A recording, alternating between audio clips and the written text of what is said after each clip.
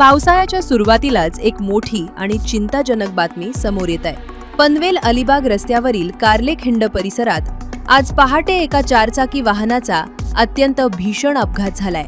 प्राथमिक माहितीनुसार पहाटे झालेल्या पावसामुळे रस्ता ओला आणि कमालीचा निसरडा झाला होता। याच निसरड्या रस्त्यामुळे चालकाचे वाहनावरील नियंत्रण सुटले आणि हा अपघात घडला। नियंत्रण सुटलेल्या या कारनं सुरुवातीला रस्त्याशेजारील एका मोठ्या झाडाला अत्यंत जोरदार धडक दिली। ही धडक इतकी भीषण होती की कारचा समोरील भाग पूर्णपणे चेंगरलाय। झाडाला धडकल्यानंतर ही कार थेट रस्त्याच्या कडेला असलेल्या नाल्यात जाऊन कोसळली। अलिबाग पोलीस ठाण्याच्या हद्दीत हा अपघात घडला असून घटनेची माहिती मिळताच पोलिसांनी तात्काळ घटनास्थळी धाव घेतलीये। पोलिसांनी अपघातग्रस्त वाहनाचा पंचनामा सुरू केलाय।